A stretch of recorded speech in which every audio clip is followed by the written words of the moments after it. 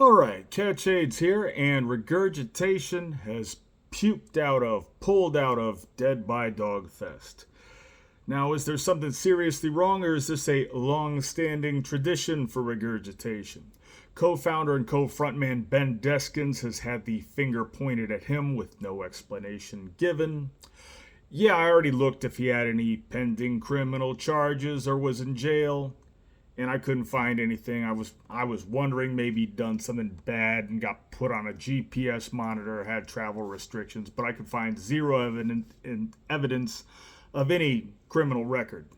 He is, or at least he was, a truck driver, and from what I gather, you have to have a clean criminal and driving record to do that. So, another thing, Ben has no children, so I don't think he's doing any cadaveric impregnation. That's a reference to a Regurgitation song. So it's not like he has any kids to deal with that weekend. And I can honestly think of no other reason he could bail out other than legal BS, work, or kids. And I'm thinking also, why couldn't Regurgitation have played as a three-piece or get guitarist Steve Pedley, who was in Regurgitation? At one time, I think Steve Pedley was the only guitarist in Regurgitation. He was involved in Forged in Gore and like some other stuff. Now, with any music fest, Murphy's Law applies, meaning anything that can go wrong will go wrong. Now, I've got my own Regurgitation story from 1997 in which they bailed out of a fest that I had put on.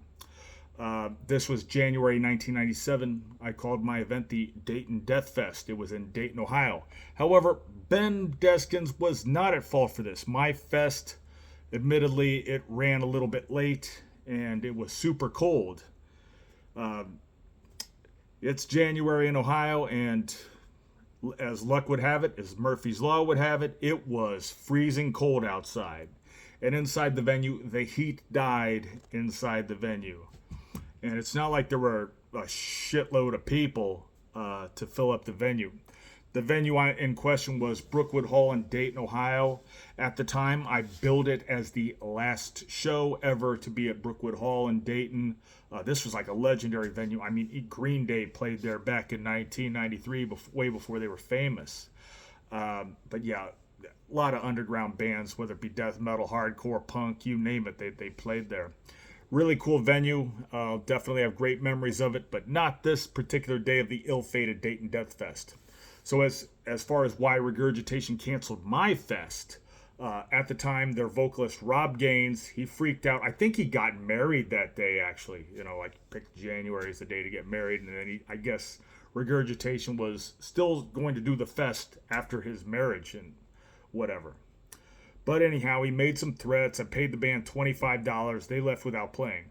Rob Gaines was fired several months after this for his attitude. There was just a string of incidents, not just my fest, but a whole bunch of other things. He was previously in Doom Formation as well, another good Central Ohio band, and he got fired from that band previous to Regurgitation, also for his attitude.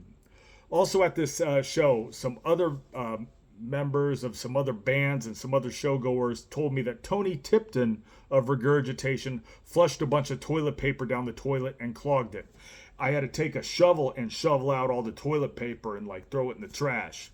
Now, I don't know for sure if Tony Tipton did this. I didn't see this with my own eyes. This is just what other people told me at the time. I don't even know if I've never spoken to Tony in my entire life. Know Ben, from way back in the day. Know Brian Baxter a long time. I see them occasionally. But I'd like to know the full story about who plugged up the toilet at that venue. And no, I'm not making this up. I got to say that again. All right, Brian Baxter was not in the band yet. Their bass player at the time was Tommy Chaffin. He died of an opioid overdose back in 2017, maybe a half of a mile or so from where I live. I live in the Ohio State University district in Columbus, Ohio. Rest in peace, Tommy. At the time, this was a full 2.5 years prior to the release of Tales of Necrophilia. And at the time, I was like a small-time death metal show promoter. I was like 19 or 20 years old at the time. This is getting to be where like metal's starting to be very uncool. So it's not like, we're having packed venues and stuff like that. And at the time, it's not like I could do a show in a bar because I was underage. And most fans back then weren't even 21 years old. It was a rarity to see a 25-year-old death metal fan, because anybody older than that wasn't into death metal. People over 25 years old in that area of Ohio was into stuff like Bang Tango and Trickster and glam rock bands, which were pretty uncool at the time. But, bands that, people that were into, glam rock, they never got into the death metal. They'd be like, oh, what's this death metal stuff? I mean, I like Metallica, I like Guns N' Roses and Def Leppard, but I can't get into this Morbid Angel and stuff like that. That's how it was at the time. Death metal fans over 25, they just didn't exist at the time. But the biggest prima donna at the time in that scene, let me tell you who. That was Joe Wolfe of Clean Flesh. Now, I've always liked Clean Flesh's music.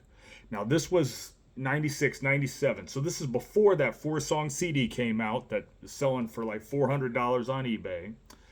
So I knew bassist David Geyer and guitarist Steve Haas at the time because they're from the same area that I'm from, Shelby County, Ohio, Sydney. The other half of Clean Flesh, which was vocalist Joe Wolfe and guitarist Rick Smith, they're from Licking County. Yes, there's really a place in Ohio called Licking County. It's east of Columbus. So that's where Rick and Joe were from, 2 hours away. So I remember on 3 different occasions trying to get Clean Flesh to do one of my shows.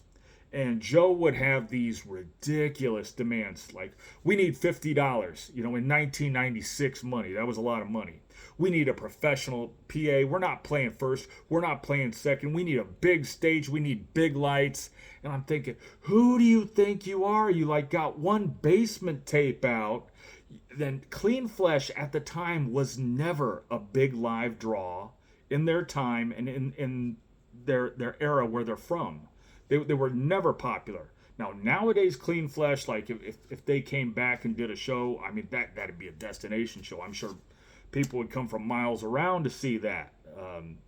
But at their time, you could definitely say they were way before their time, because that pig squeal type of vocals didn't catch on at least 10 years later.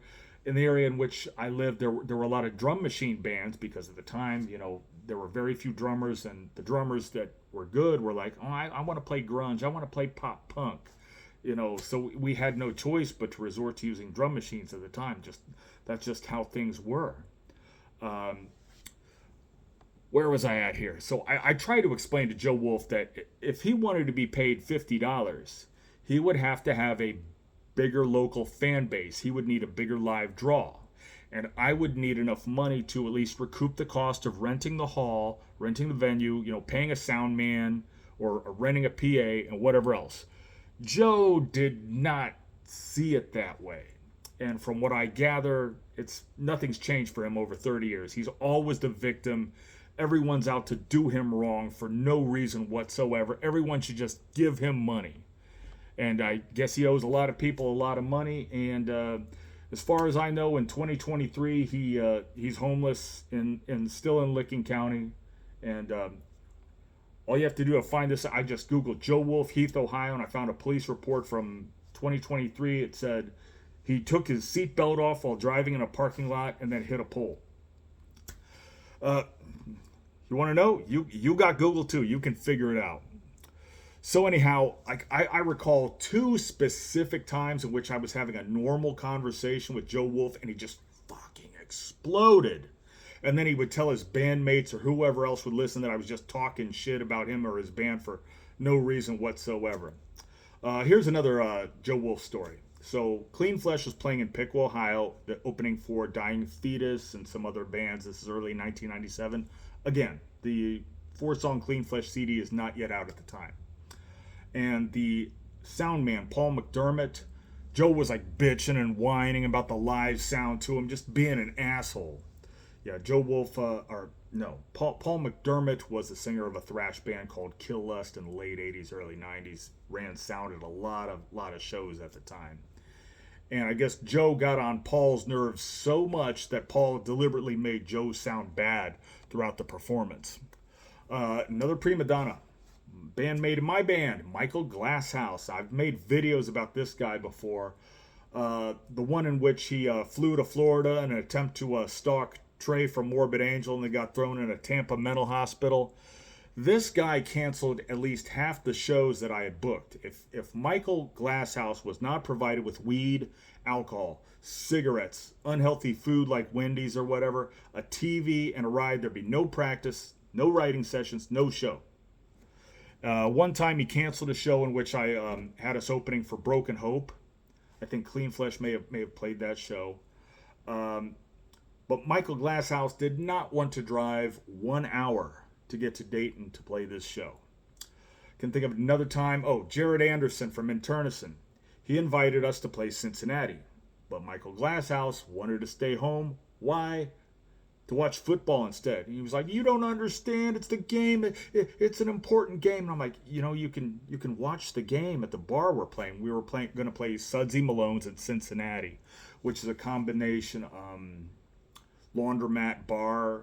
Morticians played there. I think Deicide even played there one time. Yeah.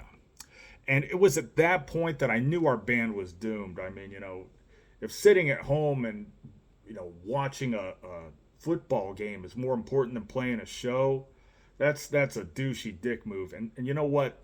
If you watch sports, you're a cuck. Watching sports is like watching porno. You're watching some other man being a champion while you just sit with your dick in your hand looking at the screen like a total fucking loser. God damn. Now, if you play sports, you make money on sports, get a lot of women playing sports, that's fine.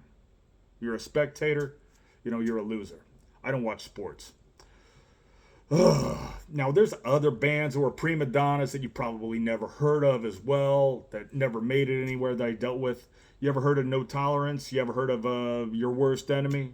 It's the same thing. These bands would get up on stage. I'd say, hey, you've ran over your set time. Go ahead and tear down now. And they just keep playing, shut the power off. And they're like, that's a good way to never be asked to come back for a show. And promoters talk to each other.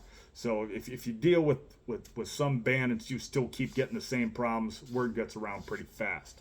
Ultimately, I was so sick of people doing this stuff, and I just stopped putting on shows. So whether or not you're in a band, it's good to have some common sense and common courtesy. I have no idea why Ben backed out of this. I don't know if he's got some kind of hand problem or whatever. I can only speculate. Maybe the truth will come out in a few days. Maybe he has a good reason for canceling the show. But from my personal experience and from what I've dealt with musicians is he probably has a pretty lame excuse. But whatever. We'll just see what's going on.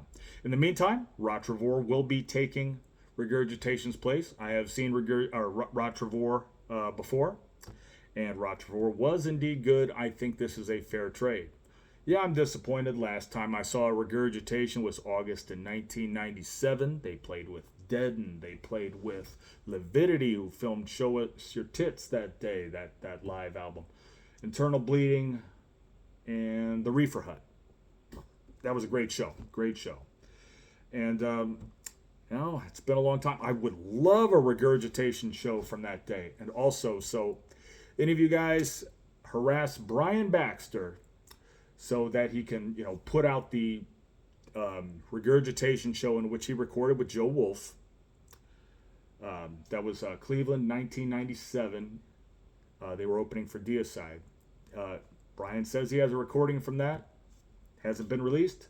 I would also like the recording in which was August 1997, in which they played with Lividity. So if you guys could harass Brian to get both of these shows released, that'd be great. I'm pretty sure if Ben can't be bothered to drive 3 or so hours from Washington Courthouse, Ohio to Youngstown, Ohio to play this Dead by Dawg show, I guarantee you he's not going to be, go fish out the Concede Through Vomit DAT tape to send to Justin Horville so they can release the Concede Through Vomit demo. But you ever see Ben, go ahead and harass him. I can tell you his email address used to be nationbrutalben@yahoo.com. He probably doesn't have that email address anymore. But if you see him, tell him to fuck off, or tell him to put out that old material. I mean, at this phase in the game, what does it matter? All right, whatever. That's all I got to say.